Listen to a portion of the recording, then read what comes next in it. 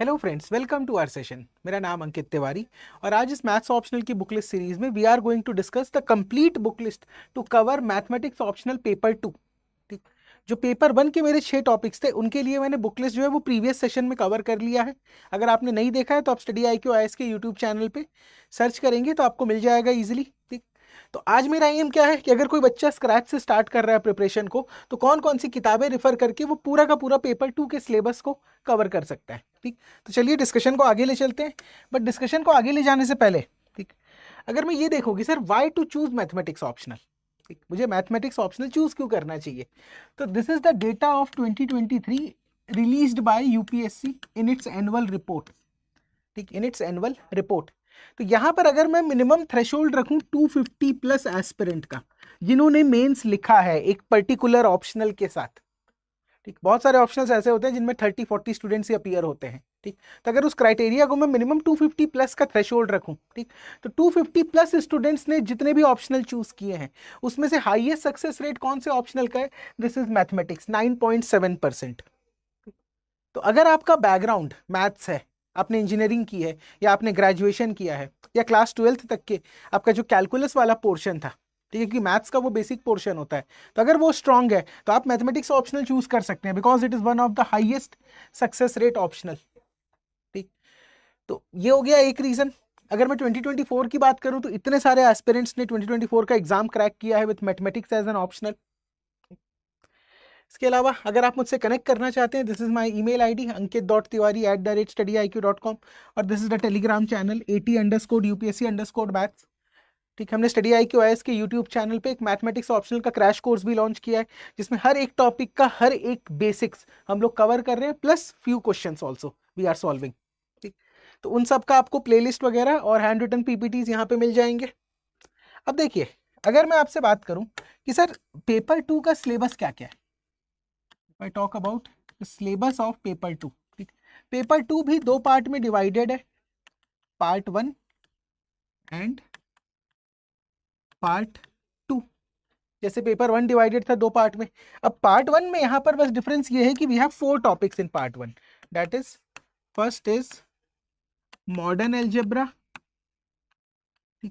Second one is your real analysis, third one is your complex analysis, third one is your complex analysis and your fourth one is linear programming problem. ठीक, fourth one is your linear programming problem. तो ये 4 topics हैं आपके part 1 के। अगर मैं part 2 की बात करूं तो next topic is your partial differential equation, sixth topic is your numerical analysis plus computer programming and the last topic is mechanics plus fluid dynamics. तो ये है मेरे पूरा का पूरा मैथ्स का सिलेबस पेपर 2 का, which consist of 4 topics in part 1 and 3 topics in part 2। अब यहां पर अगर मैं चलूं, ठीक, तो देखिए सबसे पहला टॉपिक है आपका मॉडर्न एल्जेब्रा और we can say it as abstract algebra.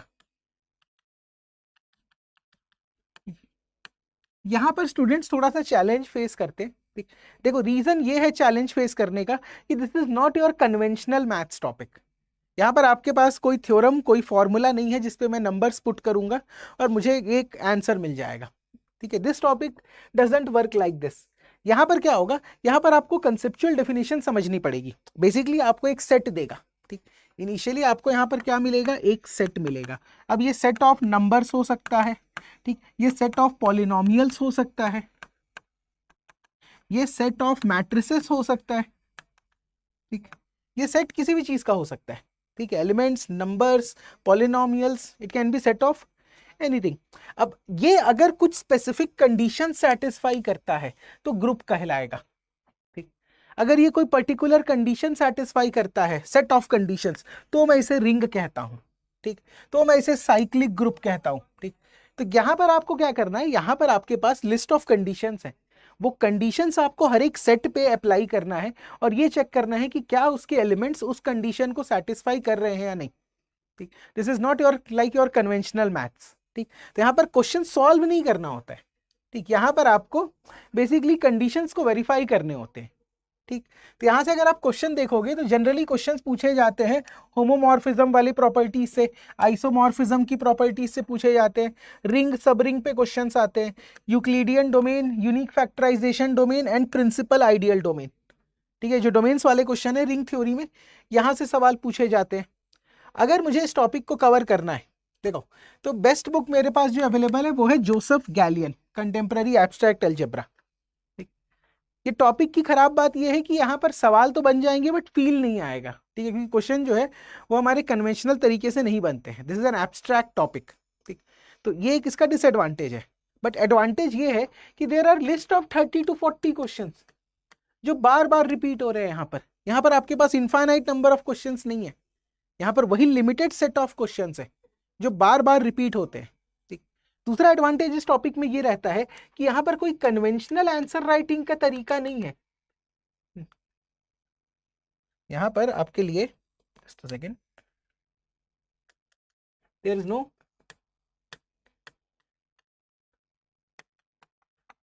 Conventional answer writing का कोई अप्रोच नहीं है, कोई फॉर्मल राइटिंग नहीं है। आपको ये बताना है कि कौन से कंडीशन सेटिस्फाई हो रहे हैं, कौन से नहीं हो रहे हैं। अगर ये इस प्रॉपर्टी को नहीं सेटिस्फाई कर रहा है तो what is the reason for that, और इस कारण से ये इस पर्टिकुलर क्लास में बिलोंग नहीं करेगा। ठीक, तो ये इस टॉपिक के एक तरह से एडवांटेज भी है कि अगर मैं इसको अच्छे से प्रिपेयर कर लूँ तो this is one of the scoring topics, जो स्टूडेंट्स को परेशान करता है। ठीक है, तो यहाँ पे स्कोरेबिलिटी इंश्योर करना आसान है क्योंकि बहुत लिमिटेड सेट है पढ़ने के लिए, और एक बार आपने सारी कंडीशंस को पढ़ लिए तो यहाँ पे प्रैक्टिस का ज्यादा स्कोप नहीं है क्योंकि बहुत ज्यादा क्वेश्चंस नहीं बनते इस टॉपिक से। तो this is our modern algebra. अगर मैं सेकंड टॉपिक की बात करूं तो second topic is your real analysis. Real analysis जो है इसका ओवरलैपिंग होता है किस टॉपिक के साथ, कैलकुलस ऑफ पेपर 1। ठीक, कैलकुलस ऑफ पेपर 1। अगर मैं सेकेंड पार्ट की बात करूं इसके, इस टॉपिक के, ठीक है, Riemann integral, improper integral, fundamental theorem of integral calculus, ठीक है, continuity, differentiability, integrability, partial derivatives, ठीक, मैक्सिमा मिनिमा, लैग्रेंजेस मल्टीप्लायर, ये एक टॉपिक है जो दोनों पेपर में पूछा जा सकता है। ठीक, तो ये वाला जो पोर्शन है ये पूरा का पूरा इंटीग्रल कैलकुलस के साथ ओवरलैप करता है। ठीक, ये पूरा का पूरा किसके साथ ओवरलैप करता है, इंटीग्रल कैलकुलस के साथ। ये तो हुआ मेरा एक पार्ट सिलेबस का। जो बचा हुआ ये वाला पार्ट है ये डील करता है सीक्वेंस एंड सीरीज के कन्वर्जेंस वाले क्वेश्चन से। ठीक, सीक्वेंस और सीरीज के कन्वर्जेंस वाले क्वेश्चन में तो आपको यहां पर क्या करना है, आपको सिर्फ और सिर्फ कन्वर्जेंस चेक करना है कि whether absolute convergent, conditional convergent, alternate series में कन्वर्जेंस टेक्निक क्या होती है, लाइबनिट्स थ्योरम क्या कहता है, ये सारे के सारे पोर्शंस आपको यहाँ पर देखने हैं। ठीक, तो यहाँ पर आपके पास टोटल अगर मैं देखूं तो 11 से 12 टेस्ट होते हैं। आपको उन टेस्ट का प्रूफ नहीं पढ़ना। ठीक, लॉगरिदम टेस्ट होता है, राबीस टेस्ट होता है, there are multiple test in this topic. ठीक, सेकंड लॉगरिदम टेस्ट होता है। ठीक, तो आपको यहाँ पर फोकस क्या करना है, आपको यहाँ पर उन सारे टेस्ट के एप्लीकेशन पे फोकस करना है। No need to read their derivations. ठीक, no need to read their derivation. होगा क्या, आपको एक सीक्वेंस या सीरीज दिया जाएगा और बोला जाएगा कि इसका कन्वर्जेंस चेक करो। तो यहाँ पर जनरली मुझे 2 से 3 टेस्ट अप्लाई करने पड़ेंगे। यहाँ पे जनरली मुझे 2 से 3 टेस्ट अप्लाई करने पड़ते हैं टू गेट द आंसर। ठीक, तो इसका अप्रोच क्या है, यहाँ पर आपको सीक्वेंस का कन्वर्जेंस चेक करना है, और जो सेकेंड पार्ट है वो पार्ट है आपका कैलकुलस टॉपिक का। The second part is from your calculus topic. इसके लिए मुझे कौन सा बुक रेफर करना है, तो you can refer element of real analysis. ठीक, Shanti Narayan, you can refer this book the element of real analysis by Shanti Narayan. ठीक, तो इस किताब से आपका रियल एनालिसिस वाला पोर्शन जो है वो कवर अप हो जाएगा। ठीक, ये भी कोई बहुत ज्यादा चैलेंजिंग टॉपिक नहीं है अगर आप प्रॉपर तरीके से पढ़ेंगे इसको। तो ये जो बैच है ये 2 मॉड्यूल्स में अवेलेबल है, दैट इज गोल्ड जो कि बेसिक मॉड्यूल है, and this is platinum which is advance module.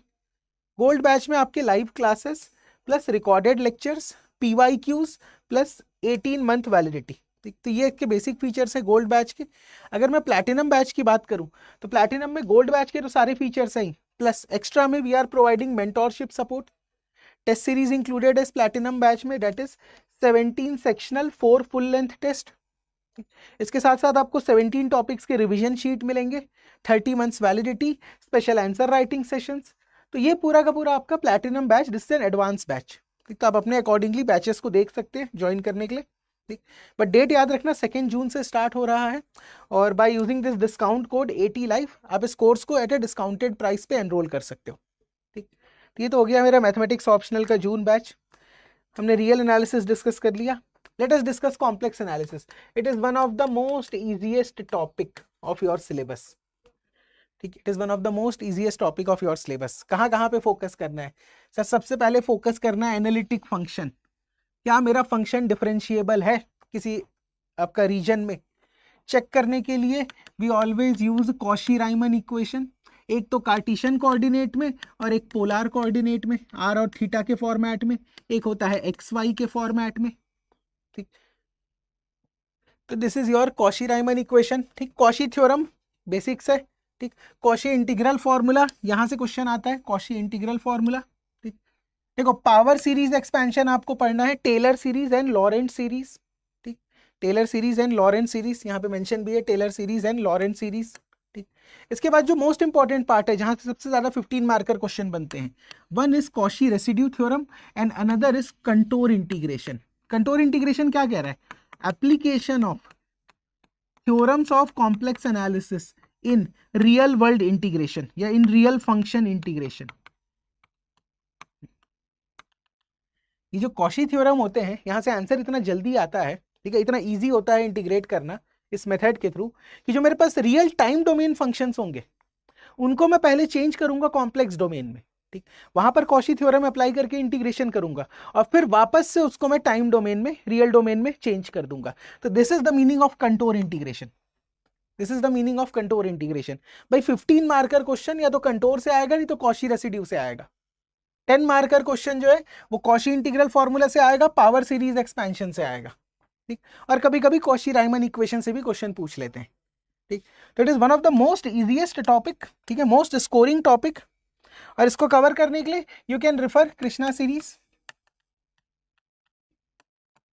You can refer Krishna series. देखो कृष्णा सीरीज हर वो टॉपिक के लिए हम यूज करेंगे जहां पर आपको सिर्फ और सिर्फ प्रॉब्लम सॉल्विंग करनी है, जहां पे कोई थ्योरम वगैरह नहीं पूछा जा रहा है, सिर्फ और सिर्फ क्वेश्चंस दिए जा रहे हैं, सॉल्व करना है आपको। तो यहाँ पर आपको बहुत सारे सॉल्व्ड एग्जांपल्स मिल जाते हैं। Will get ample solved examples to practise from this book. तो थोड़ा सा बेसिक्स का आइडिया ले लीजिए इस किताब से, PYQ सॉल्व कर लो, this topic can be completely done. ठीक, तो ये हो गया आपका कॉम्प्लेक्स एनालिसिस। लास्ट टॉपिक जो है मेरा पेपर 1 पार्ट 1 का, ठीक, this is linear programming problems. This is linear programming problems. ठीक, अब देखो यहां पर क्या आएगा, लीनियर प्रोग्रामिंग प्रॉब्लम में सबसे पहला होता है आपके फॉर्मुलेशन वाले क्वेश्चंस। देखिए वर्ड प्रॉब्लम जैसे होते हैं, यहां पर आपको सिर्फ LPP इक्वेशन फॉर्म करना है, you don't need to do anything else, आपको सॉल्व नहीं करना होता है, जनरली फॉर्मुलेशन ही होता है। ठीक, उसके बाद जब इनके सॉल्यूशन की बात आएगी तो एक मेथड होता है ग्राफिकल मेथड, जिसपे क्वेश्चंस कम आते हैं, क्योंकि इस मेथड की लिमिटेशन होती है, 2 से ज्यादा वेरिएबल पे यूज नहीं कर सकता, क्योंकि 3 डायमेंशन या 4 डायमेंशन में हम ग्राफ नहीं बना पाएंगे। ठीक है, इट इज क्वाइट इम्पॉसिबल। तो इसके बाद क्या आता है, इसके बाद आता है आपका यहाँ पर सिंप्लेक्स मेथड। ठीक, तो ये जो सिंप्लेक्स मेथड है इसके अलग अलग ऑफशूट्स भी हैं, जैसे सिंप्लेक्स मेथड हो गया, बिग एम मेथड हो गया, ठीक, 2 फेज मेथड हो गया, मैक्सिमा मिनिमा कंस्टेंट इक्वेशन किस फॉर्म में है, मिक्स्ड वाले फॉर्म में है कि नहीं। तो ये वाला जो पोर्शन है ये इंपॉर्टेंट है। ठीक, simplex method and solution. Duality में आपको सिर्फ और सिर्फ डुअल इक्वेशंस क्रिएट करने होते हैं, you just need to create dual equation, क्योंकि सॉल्व करने का मेथड तो यहीं से आएगा, सिंप्लेक्स मेथड से। और last one is your transportation and assignment problem. तो ये वाला जो टॉपिक है this is also quite easy topic with limited syllabus. बस यहाँ पे प्रॉब्लम ये आता है कि कैलकुलेशन थोड़े लेंदी होते हैं, और कैलकुलेशन भी वो बेसिक अरिथमेटिक वाले कैलकुलेशंस। तो आपके जो सिली मिस्टेक्स हैं अगर आप उसको अवॉइड कर दोगे इस टॉपिक में, तो यहाँ पर आप अच्छा खासे मार्क्स स्कोर कर सकते हो, क्योंकि क्वेश्चंस बहुत ज्यादा डिफिकल्ट नहीं होते हैं, मेथड डिफाइंड रहता है। ये सिंप्लेक्स मेथड है तो इसी प्रोसेस से सॉल्व करना है, बट जब वो प्रोसेस अप्लाई करोगे तो कैलकुलेशन पे आपको वर्क करना रहेगा। ठीक है, you just need to work on your calculation part. इसको कंप्लीट करने के लिए आप कृष्णा सीरीज भी रिफर कर सकते हो, you can also refer this book operation research by JK Sharma. ठीक, operation research by JK Sharma, और you can refer Krishna series also, और you can refer Krishna series also, क्योंकि यहाँ पर भी सिर्फ और सिर्फ प्रॉब्लम सॉल्विंग के क्वेश्चंस आते हैं, यहाँ पे भी they will ask only problem solving questions. ठीक, तो ये तो हो गया मेरा पूरा पूरा पार्ट 1। ठीक, पेपर 2 का पार्ट 1 हमने कवर कर लिया। जिसमें आपके कौन कौन से टॉपिक्स थे? ये देखिए, we have already covered this modern algebra, real analysis, complex analysis and linear programming problem and LPP. अब अगर मैं पार्ट 2 में चलूं, ठीक, if I move into this part 2, तो पार्ट 2 का पहला टॉपिक क्या है? Partial differential equation. Partial differential equation, यहाँ पे क्वेश्चंस कहाँ कहाँ से आएंगे? यहाँ पर सबसे पहले क्वेश्चंस आते हैं आपके फॉर्मुलेशन वाले क्वेश्चंस पूछ सकता है, ठीक। तो ये जो फैमिली ऑफ सरफेसेस है, formulation of partial differential equation, ठीक। सॉल्यूशन होता है लैग्रेंजेस मेथड से, that is quasi linear partial differential equation. जितने भी quasi linear partial differential equation है उनका सॉल्यूशन। इसके बाद आपका जो एक टॉपिक आता है linear partial differential equation of second order with constant coefficient, ठीक। आपका जो फोर्थ टॉपिक है वो क्या है? This is your linear partial differential equation with constant coefficient, जो मैं वहां पे मेथड से करता था CF plus PI ordinary differential equation में, वही वाला अप्रोच मुझे यहाँ पर भी लगाना है, बस नेचर जो है सॉल्यूशन का वो थोड़ा चेंज आता है। इसके अलावा बहुत सारी इक्वेशंस होते हैं जिनको आप नहीं सॉल्व कर सकते डायरेक्टली, तो canonical form, that is standard form, इसमें आपको इक्वेशंस को कन्वर्ट करना होगा और फिर कैनोनिकल फॉर्म में कन्वर्ट करने के बाद you can directly solve it. तो ये वाला पोर्शन भी इंपॉर्टेंट है। तो ये जितने पोर्शंस थे यहाँ तक के, ठीक, ये आप कवर करोगे कौन सी किताब से? ये आप कवर करोगे ordinary and partial differential equation by MD राय सिंघानिया। इसको अलग से परचेज करने की जरूरत नहीं है, ठीक, क्योंकि ये किताब जो आपने ODE के लिए परचेज की थी उसी का पार्ट 2 जो है वो PDE में भी काम आ जाएगा, ठीक, सेम बुक। और रही बात एडवांस डिफरेंशियल इक्वेशन जो मैं लाप्लास ट्रांसफॉर्मेशन के लिए यूज कर रहा था, यहां पर अगर आप टॉपिक देखोगे तो topic like equation of vibrating string and heat equation, देखो लाप्लास इक्वेशन नहीं पूछते एग्जाम में, ठीक है, मेंशन है सिलेबस में, बट बहुत ज्यादा नहीं पूछा जाता। तो यहाँ पे क्वेश्चन कहाँ से आ रहे हैं? हीट इक्वेशन से और आपका स्ट्रिंग इक्वेशन से। तो ये वाला जो पोर्शन है, एक क्वेश्चन यहाँ से फिक्स है, तो इसको पढ़ने के लिए मैं एडवांस डिफरेंशियल इक्वेशन का टॉपिक देखूंगा। इस टॉपिक को पढ़ने के लिए we can refer that advance differential equation book. ये हुआ आपका partial differential equation topic, books are in front of you. अब चलते हैं नेक्स्ट पार्ट पे, ठीक। Next part is your numerical analysis and computer programming. Next part is your numerical analysis and computer programming. अब देखो, न्यूमेरिकल एनालिसिस जो है it is divided into 4 parts, ठीक। पहला क्या है? पहला पार्ट है solution of algebraic and transcendental equation. याद रखिएगा, जो जो मेथड यहां पर मेंशन है आपको सिर्फ वही मेथड्स पढ़ने हैं, ठीक।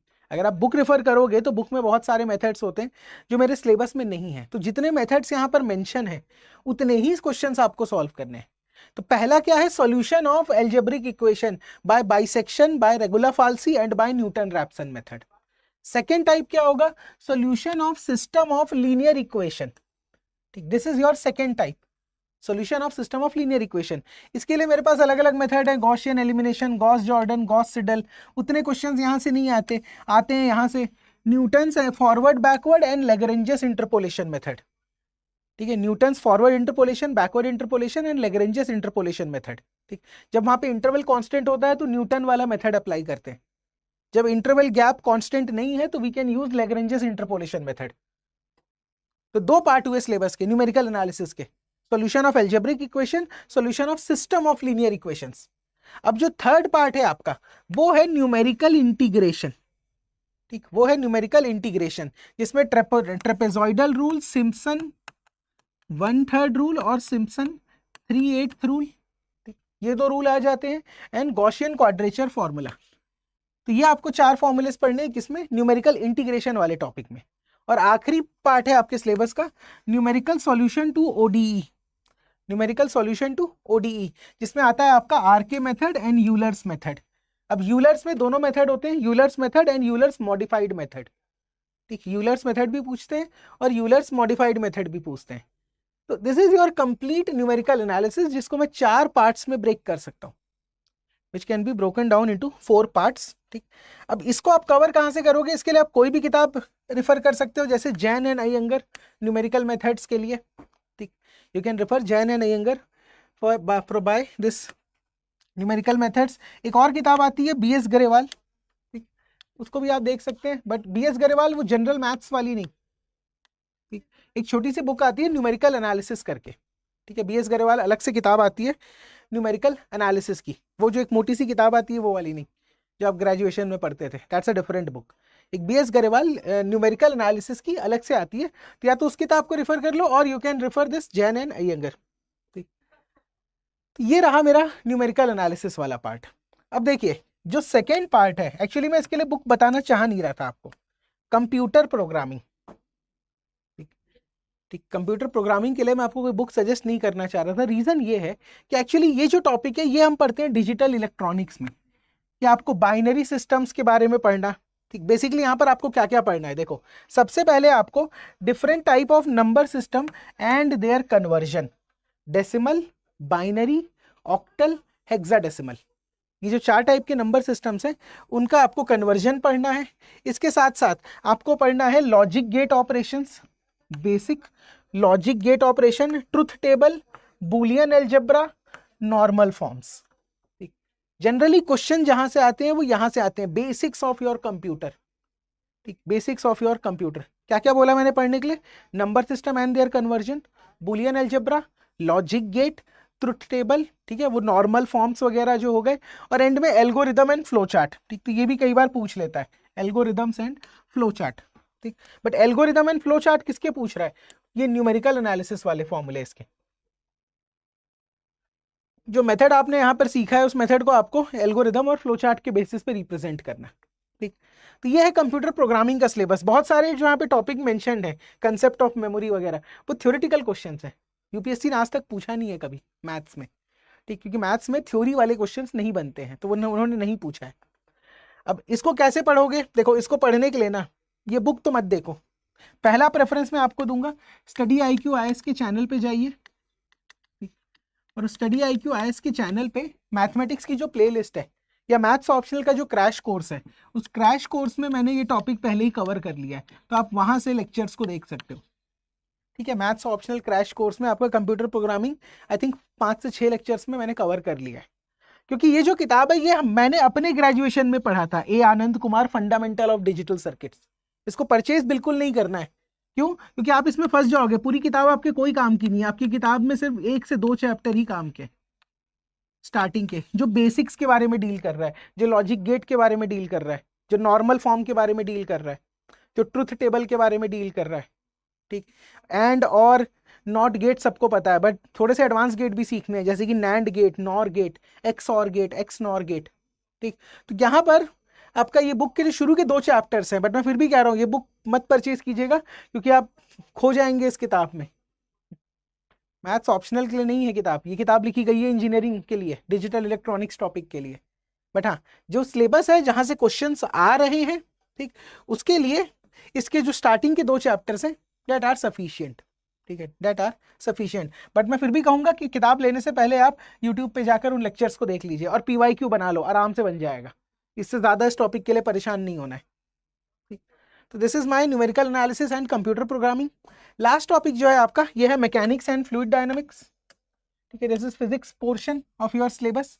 जैसे स्टैटिक्स एंड डायनामिक्स पार्ट 1 में था, पेपर 1 में, वैसे ही mechanics and fluid dynamics paper 2 में भी है।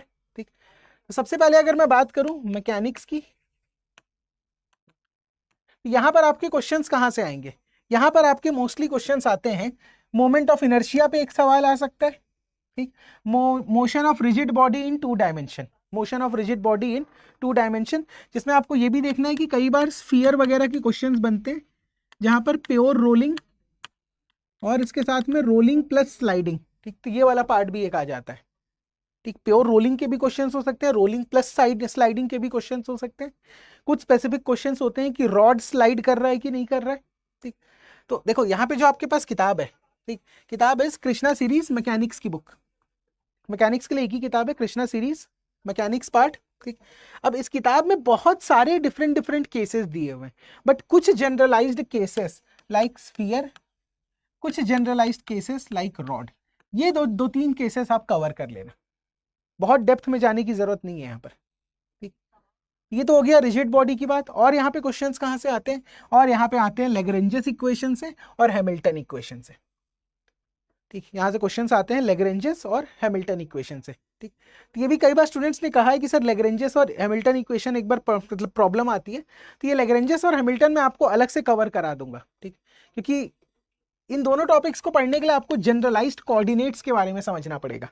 You need to understand about the generalised coordinate, generalised momentum. ठीक, तो ये जो पूरा का पूरा टॉपिक है मैकेनिक्स, ये इस किताब से कवर हो जाता है, कुछ भी चीज बाहर नहीं है। बट हाँ, ये पूरी किताब नहीं पढ़ना है, केवल सेलेक्टेड टॉपिक्स ही आपको पढ़ने हैं, केवल सेलेक्टेड टॉपिक्स ही आपको कवर करने हैं। तो दिस इज अबाउट मैकेनिक्स। और the last topic is your fluid dynamics. ठीक, फ्लूइड डायनामिक्स के लिए भी जो बुक है मेरे पास, दैट इज एमडी राय सिंघानिया। ठीक, एमडी राय सिंघानिया की फ्लूइड डायनामिक्स आप यूज कर सकते हो, पूरा का पूरा सिलेबस यहीं पर है। ठीक, अब यहाँ पर एक चैलेंज ये आता है फ्लूइड डायनामिक्स पढ़ते हुए कि जो आपने वेक्टर कैलकुलस में पढ़ा था, ठीक, डेल ऑपरेटर के बारे में, ग्रेडियंट के बारे में, डाइवर्जेंस के बारे में, कर्ल के बारे में, ठीक, ये जो आपने चारों प्रॉपर्टीज पढ़ी थी, डेल, ये क्या है, डेल ऑपरेटर और इसका वेरियस केसेस में एप्लीकेशन। ठीक, उसका वेरियस केसेस में एप्लीकेशन। तो ये वाला जो पोर्शन है आपका, ठीक, इसमें आपको काफी ज्यादा कंफर्टेबल होना होगा, सिर्फ और सिर्फ रेक्टेंगुलर सिस्टम में नहीं, not only in rectangular system but also on your spherical and cylindrical coordinate system. तो आपको ये वाला जो पोर्शन आता है, spherical and cylindrical coordinate system, यहां पर भी कंफर्टेबल होना पड़ेगा। ठीक, क्योंकि जो बहुत सारे यहाँ पर केसेस हैं, ठीक है, यहाँ पे क्वेश्चंस कहाँ से आएंगे? अगर मैं 10 मार्कर की बात करूं तो सिंपल सिंपल क्वेश्चंस बन सकते हैं आपके, इक्वेशन ऑफ स्ट्रीम लाइन, ठीक, इक्वेशन ऑफ वॉर्टेक्स लाइन, ठीक, पोटेंशियल फ्लो, ठीक, 2 dimensional flow and axisymmetric motion. ठीक, और यहाँ पे क्वेश्चंस क्या आते हैं? Concept of source and sink, Navier Stokes theorem. तो टॉपिक कुछ बहुत ज्यादा डिफिकल्ट नहीं है अगर सही अप्रोच से पढ़ा जाए। देखो होता क्या है, यहाँ पर स्टार्टिंग में ये डिफिकल्ट लगता है तो हम इसको स्किप कर देते हैं, same thing with mechanics also. But अगर थोड़ा पेशेंस दिखाएंगे, ये टॉपिक डिफिकल्ट नहीं है, बट हाँ यहाँ पर कंफर्टनेस जो होती है टॉपिक के साथ, वो डेवलप करने में समय लगता है। Same thing with modern algebra also. ठीक, same thing with modern algebra. अगर आप 10 दिन देंगे इस टॉपिक को तो आपको फिर थोड़ा थोड़ा समझ में आने लगेगी चीजें। ठीक, और यहाँ पर इसको सीखना इसलिए जरूरी है क्योंकि ये आपको रैंक दिलाएगा ये टॉपिक। भाई numerical analysis, computer programming, partial differential equation हर कोई पढ़ के जा रहा है। ठीक, बट जो ये वाले पार्ट्स हैं सिलेबस के, ठीक है, यहाँ पर स्टूडेंट की प्रिपरेशन उतनी अच्छी नहीं होती। तो जब आप इनको कवर करेंगे, ठीक, इनको बिना कवर किए भी आप वो 300 310 तक पहुंच जा रहे हैं, अगर मुझे वहां से बढ़ के 330 या 340 तक जाना है तो ये जो डिफिकल्ट टॉपिक है मैथ्स के, उसमें मेरे को थोड़ी सी मास्टरी करनी पड़ेगी। ठीक है, थोड़ा मुझे एफर्ट लगाना पड़ेगा, थोड़ा समय देना पड़ेगा। ऐसा नहीं है कि ये नहीं समझ में आएगा, बिल्कुल समझ में आएगा, बट जब तक समझ नहीं आता तब तक पेशेंस दिखाना पड़ेगा। ठीक है, 1 दिन या 2 दिन में नहीं होने वाला है टॉपिक। क्लियर? ये हो गया मेरा सिलेबस। तो आई थिंक मैंने पेपर 1 एंड पेपर 2 दोनों डिस्कस कर लिया। ये पीपीटी आप डाउनलोड कर लेना जाकर इस टेलीग्राम आईडी पे जाकर। ठीक, और अगर कोई भी क्वेरी है तो मुझे मेल कर सकते हो। ठीक है, अगर मैथ्स को लेके कोई भी क्वेरी है तो आप मुझे यहाँ पर अपना कॉन्टैक्ट नंबर मेल कर दिया करें। ठीक, स्टडी आईक्यू की जो मेंटोर्स की टीम है मैथ्स ऑप्शनल की, वो आपसे कांटेक्ट कर लेंगे और आपके क्वेरी को रियल टाइम बेसिस पे रिजॉल्व कर लेंगे।